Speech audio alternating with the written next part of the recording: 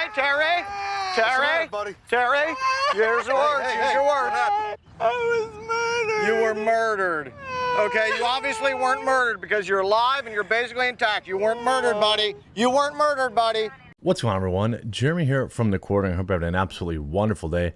Interesting update on the, the fake crime, the fake race bait that was the female version of Juicy Sommelier. But in this case, she's now been arrested. Justice finally being served. Of course, this woman should be arrested. Of course, she should have to pay restitution for the tens of thousands, maybe even hundreds of thousands of dollars that were spent searching for someone that was never even missing. Absolutely hilarious. Perhaps she thought she could get away with it like Juicy Sommelier, but what she forgot is that she's not a multimillionaire Hollywood actor.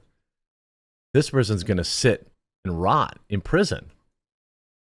Alabama woman arrested over charges that she faked her own kidnapping. By the way, if you enjoy my coverage, please do hit that subscribe or follow button down below. It's not always easy finding my videos, and I'd really like to be able to show up in your subscription feed. I'll hope to earn it, of course, with this coverage today.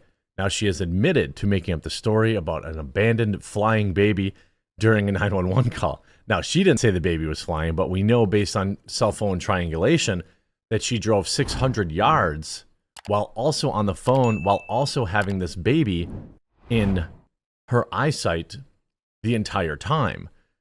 The only explanation for that would be a baby, a super baby that was flying, perhaps fighting crime. On Friday, 26-year-old Carly Russell turned herself in to Hoover City Jail in Hoover, Alabama, and was charged with false reporting to law enforcement and false reporting an incident after she confessed to faking her own kidnapping earlier this month.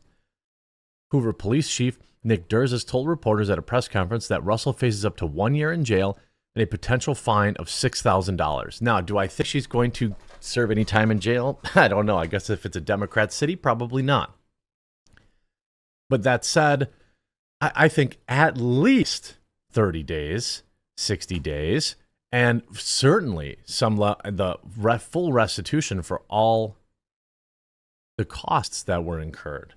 I would also think that this person should be opened up to personal lawsuits from all the people that donated all that money for her search to Crime Stoppers, and then Crime Stoppers refused to refund it, which is insanity. He noted that she was released on $2,000 bond shortly after. Russell went missing back on July 13th, allegedly.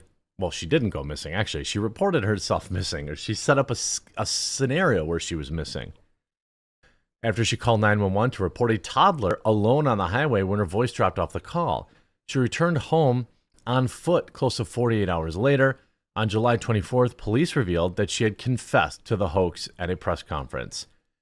In her statement through her attorney, she said, "There was no kidnapping." Statement continued, "My client did not see a baby on the side of the road. My client did not leave the Hoover area when she was identified as a missing person." Now, there is a lot of questions here. Okay, we know that this individual picked up snacks and took them with her. We also know this individual said that it was a white man with orange hair that leapt out of a tree. Yeah, Donald Trump jumped out of a tree to kidnap her. At Friday's press conference, Deezus addressed the public's frustration at the leniency of the charge. He said, "I know that many are shocked and appalled that Miss Russell is only being charged with 2 misdemeanors. Despite all the panic and disruption her actions caused, let me assure you, I too shared the same frustration, but existing laws only allow the charges that were filed to be filed." Deezus added that Attorney General Steve Marsh's office agreed to take on the case. At the press conference, Marsh announced that his office would be investigating for additional charges. This is the part of it that is curious, most curious to me. Where did you go for those 40 hours? Did you stay in the woods? Seems unlikely. Who picked you up? Whose house were you staying at? Who else was involved in this? I thought it was pretty curious that her boyfriend scrubbed all social media records and scrubbed all this stuff. Was a boyfriend involved in it? And the other question, there's so many questions, is that what was the end game here? Just to get attention, to get out of taking a test at school, to be, is she just mentally deranged? I don't know. I can't possibly know what was the motivation here, but fame? I mean, sometimes, crazy people do crazy things and you can't really understand it unless you're also crazy. But we don't see this as a victimless crime, he said. We intend to fully prosecute the case and look forward to working with Hoover Police Department moving forward. Now, maybe if they give her the full year, and have to pay restitution, I think that's probably fair. It would be impossible to prove that she was trying to stir racial tensions. I think it's pretty convenient that she picked a white guy with orange hair as the person that grabbed her. But, you'll never prove that. So, a year is probably reasonable. Maybe she does 3 months of that. I guess, it would be enough to deter. See, people forget and already have forgot all about Jussie Smollett. He was convicted, and now he's out on bond as he appeals. But that trial is going forward again. Like, the world's going to forget about it. They're going to wait, and they're going to try to pile this time so they can get a jury to say, to be further removed from it and not understand that what Jussie Smollett did was to purposely politically charge by saying, oh, they were wearing MAGA hats in downtown Chicago, to purposely say it was some sort of homophobic attack and racially motivated, which none of that was true. In fact, the two individuals, the fellow bad actors, were black Nigerian bodybuilders, personal trainers or whatever. Sandario brothers. Now, police initially expressed their doubts about Russell's story at a press conference back on July 19th, noting that she had very strange internet searches in the days leading up to her disappearance and no evidence of a toddler walking on a busy highway. You would think that literally any other driver would have seen that. In the days leading up to her disappearance, alleged disappearance, fake disappearance, Russell typed, "Do you have to pay for an Amber Alert?" in search. She also looked into Birmingham bus station and one-way bus ticket from Birmingham to Nashville with departure date of July 13th, in addition to looking up the movie Taken, which to me is bizarre. Maybe she just, I guess the only real logical thought I can have here is that she wanted to be famous. I don't know if she thought maybe, hey, I'm going to be able to, parlay this into a book deal. Maybe she thought she wanted to get rich. Maybe she thought everyone was stupid and that she could have make herself like a real life Taken person and then get rich that way. I wouldn't be surprised if that was the motivation, like, hey, I survived this. I'm going to write a book about my harrowing experience. Put me on the Today Show, this kind of stuff. And the thing is, like, if you go back to the original timeline, Russell disappeared after calling 911 ostensibly to help someone else.